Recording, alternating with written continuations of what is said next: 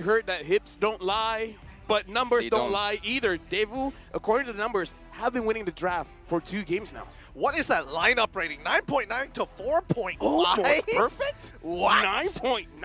I can't believe that. Either way, we're jumping into the game. Almost a perfect 10 score for the draft coming in from DEVU. Can they clean this up? Can they get a 2-0? Or will the Ohio brothers win back the game and push us to game number 3? Let's find out as we're here in the land of Dawn. We have a switching of sides, a slight adjustment in the compositions. DEVU on the blue side against TOB on the red side. Well, after hearing Goso General boosting Zia's spirit, I think that he got so much confidence to take that Brody and get it into the battle between Team the Ohio Brothers and Team DEVU. So far, I think that I'm so interested in seeing Best Player 1 play that Fanny, because Fanny players are always annoying during the early game, and that's what Zia needs to secure some damage at the late game.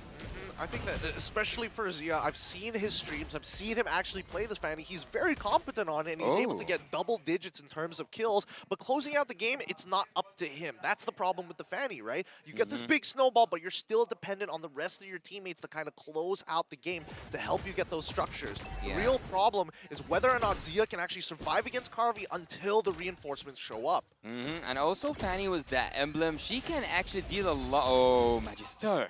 Yep, super short, taking quite a little bit of damage, and I gotta say, some respect coming in from Best Player. Usually we see a quick rotation to the opposing buff. Now Magister finds Best Player, and Best Player is just like, okay, I'm just gonna swoop here, gonna swoop there. Are you gonna run away? Yes, you are. I'm not gonna chase. And also, as I want to complete my point, Best Player 1 with that emblem, he can actually deal a lot of damage even after finishing his combo. We have got to use to see a Fanny player, or like Fanny players using 2 caples and then like the ultimate thing, but in international tournaments we will not see that happen. We'll see pro players play Fanny. So by hitting as much hits as he can to a target, he will deal a lot of damage after he walks away. A lot of this is going to be dependent on that purple buff, right? And I think especially for high-level games, when you see something like Fanny, a lot of the communication is Fanny, does she have the purple buff, right? Does she have enough energy? Are we slacking in lane? Because as soon as you overextend in lane, Fanny can easily just show up and take you out because of a simple mistake. So keep in mind, use fault, trying to keep it as tight as possible. I'm not a Fanny player, but my question is, does Sunset Lover have the Nether Realm? And he has right now. So the Fanny, if you want to get a kill, find out where Sunset Lover is. Don't go towards the sun.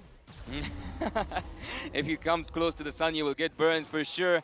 Good communication actually from the side of Team Deo's Volt in terms of the mid lane control, having that level 4 and also securing that first turtle, the Ohio brothers. And actually one of these pro players of Fanny told me Fanny is not that hero that will go and contest for turtles at the early game. It's rather for the kills and also to annoy. I would say it's a test of luck. Do I get it? Do I not? It's like you go in, you red street, and then you go out. It's like, did I get it? No. All right. All right, next time. That's a fair point, but let's calm down here, Icarus, for a second. Because so far, Best Player finds Carvey. Carvey, can you run away from this situation? Looks like he cannot. First one for Best Player 1, but he gets taken down by Magister, and now Super Shark has to run away, and he is able to do so. But down at the bottom lane, Milo has to retreat. He manages to get out of there. He's chunked out, but he still has to stick around for that wave. I don't think they have enough. Game Bomba has enough to take him out underneath his turret, especially since Mielo is running the Fire Emblem, so he should be able to get just enough spell vamp to keep himself alive. And actually, Valentina having that Minotaur ult, I think that's gonna be quite dangerous to expect the Flicker ultimate coming from that Valentina. And also, don't forget that Sunset Lover's ult is also as good as the Minotaur's one. So Team the Ohio brothers, and especially Hun, he have a lot to choose from, but having the Necklace of Durance on Valentina that early, would you agree? It's a cost-efficient item. It makes sure that Sawo isn't able to top up his teammates in time, especially since he is building up on his Rome Blessing as well. Let's not forget, Best Player, he's going to be going for Blade of Heptasy, so it's important that that burst damage is valuable rather than getting out-sustained. I would say as well, because early game you can build that elegant gem, so sustaining in lane really isn't a problem. You can basically stay and always be available for a fight. Yeah, I would actually prefer a little bit more damage. Yep. And now looks like Sao finding Milo, Super Shark, finding Magister. Magister is gonna get saved. But right now, Magister is gonna get taken down. Super Shark manages to get him there. And now Super Shark looks like he's controlling the situation. Sunset Lover goes in, but he does not have the damage just yet to take him down. Beautifully done coming in from the Ohio brothers. They should be able to secure this turtle, no problem whatsoever. But down by that bot side, Kid Bomba taking full advantage, looking to crack open the tier 1, and he successfully does so. Yeah, a wonderful trade, a wonderful trade. There's nothing more to say than a wonderful trade for Team Deus Volt, even though they lost the fight on the other side, on the opposite side of the map. While we don't expect actually to see that it doing the split push, it was the pick to do so. So now I think we will have a switch lane between the side laners because some resources need to be utilized for Carvey. Yeah, it does need to be redistributed a little bit better, but I think at the end of the day, right, it comes down to when are they going to get strong. And Deus Vault have doubled down on, even if we don't get every single turtle of the game, it literally does not matter, right? Yeah. They're a composition that is looking to play for the mid stages, looking to play for the bigger objectives like the Lord and towers across the map. Yeah. I think that's a diff push. At some point, it felt like it's a diff push. Oh, Magister goes in, but he's 1 against 3, and looks like he's gonna get taken down by Zia. And Milo is making sure that they want to continue to fight. Hoon, does he have enough damage to continue this? Looks like not really. Okay, they back up here. Unfortunately, I mean, the Ohio brothers really want to snowball harder than they are right now. And so far, Dusol is doing a very good job at just smothering it as much as they can, right? Yeah. 37 more seconds until the next upcoming turtle. They know the Ohio brothers are running out of time, will eventually have to be there.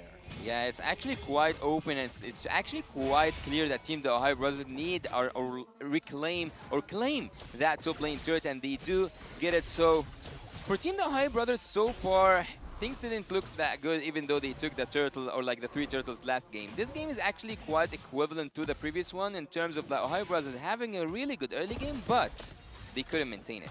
I like the fact that Deus Volt, the way that the draft works is that you want to engage a lot, and the Ohio brothers kind of understand is like, well, your team wants to engage, so if we engage, we're kind of doing what you want to do, so we're not going to do that. And as I said, that Super Shark just goes in, but so far, he's not distracted.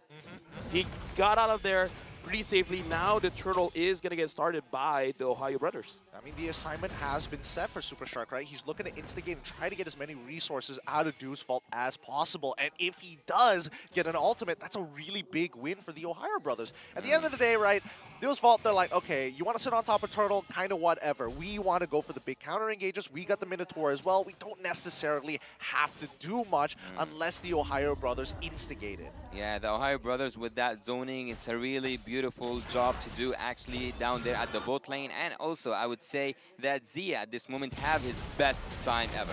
Oh, Milo goes in on the tree. Now Hoon is able to dish out the damage, and Primal Wrap by Hoon finds Kid Bomba, but Sao goes back in with the Minu and Free, manages to catch out Milo, and now Super Shark as well as Hoon has to go away. Zia came a little bit too late. The best player won. Does he want anything? He used the control onto Sao, but that's not the right target you want. Oh man, Deus Vault, they're so good at sticking together. It's got to be a little frustrating for the Ohio brothers because every single time they find that opportunity, they're like, yes, they're finally out of gas. We can finally cash out. Deus Vault, they hunker down real good and make sure that their fortress is impenetrable.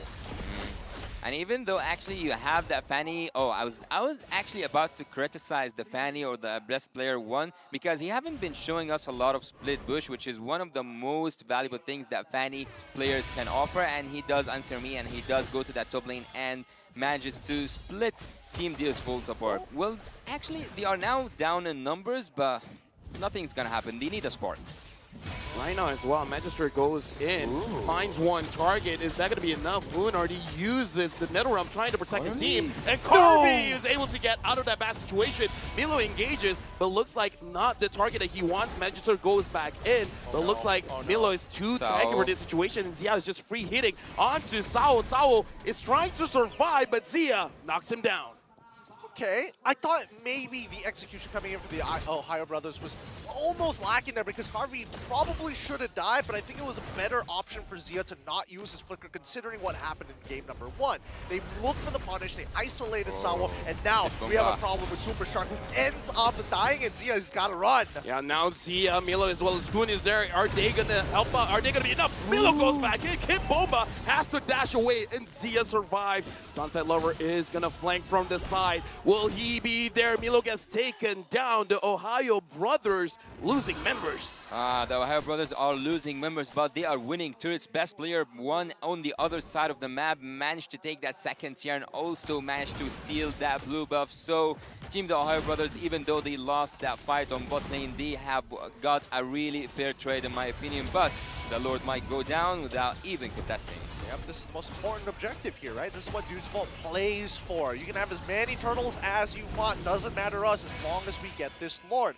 Magister is able to secure it. Unfortunately for the Ohio brothers, this is where it starts to get really difficult. I would say it was a bit of a mistake as well because best player one saw Sunset Lover, and Sunset Lover just attacked him and was able to drop his energy low. If he had energy, I kind of feel like the Ohio brothers could contest, but spatial migration from Magister hitting Hoon, that purifies out of it. And now Super Shark. Looks like Kid Bomba isn't fast enough to catch him. Yeah, the Ohio brothers are going to have to play defensive. So far, I mean, at the very least, we're not seeing that big snowball from the Ohio brothers. It's dead even 4-4 with a 1.1k lead for the side of the Ohio brothers. But at the end of the day, this is Deuce Volt's time. This is where they get strong. This is where they pull the trigger more often than not. Yeah, Sunset Lover as well going in front. Looks like they're just trying to zone everyone away. And actually, as I told you, Fanny will take a lot of that pressure off the shoulders of Team the Ohio brothers with taking Kid Bomba back to the base, and also by recalling he can come back again and help his team to clear that load without facing a lot of casualties. Yep, and now Magister goes in spatial migration onto Milo. Milo is very low, but looking at Super Shark going back, and Milo goes back in, and the Minotaur tries to help his teammate out, but Harvey gets taken down. Who gets a double kill onto Sunset Lover, and now Magister has to run away. Zia gets the killing spree. Zia flickers forward. He finds Magister. He gets a double. That's what we wanted to see from the Ohio brothers. Split them up, and I was about to question, can they actually win a fight 4v4? And as Duos Fall use all their resources, the Ohio brothers clap back. Oh, Super Shark. Yep. I feel like he's just trying to zone them away. The Ohio brothers this game definitely looks more confident.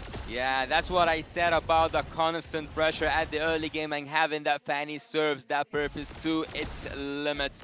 We saw that Team the Ohio brothers managed to split Team Deals Volt apart, making them look all around the map, being afraid from best player, making one of those backdoor plays that takes the base down and have nothing to do on the other side. Look here at the itemization, the Blade of Heptases by the Brody, and also that Fanny will make the damage more than bearable. The first hit will always hurt Team Deals Volt. I mean, as long as they chunk down their players below 40% HP, there's a very good chance the Ohio brothers can clean up the bodies afterwards. But in the meantime, right, the big difference is starting to show in terms of gold. He's gonna take him out! Kid Bomba, are we gonna outplay this? Best player tries to get a kill onto Kid Bomba. Hey, yo. Hey, yo, right now, Kid Bomba goes. Hey, yo! Best player couldn't do it! He gets taken down! No! Why do they have to show the player cam? Even best player in you is like, I messed up! I messed up! Oh, no. It's a little unfortunate, but hey, maybe they can recover, right? 24 seconds. They just need to buy 24 seconds worth of time for this upcoming Luminous Lord. Pull it to your side, reset it, do whatever you gotta do. Sometimes it's too late just to pull back. Yep, and now Super Shark is able to avoid the engage coming in from this Volt. But look at Sao! Sao gets taken down by Super Shark, and now they're moving in. Hoon using the Nether Realm, making sure that they can re-engage. The Lord is still very low, and best player one, he just respawned. But as of right now, Magister secures the Lord, and Milo looks like he wants to go for it. He wants Kid Bomba. Kid Bomba is going to get taken down by Milo, and now best player one gets Corby.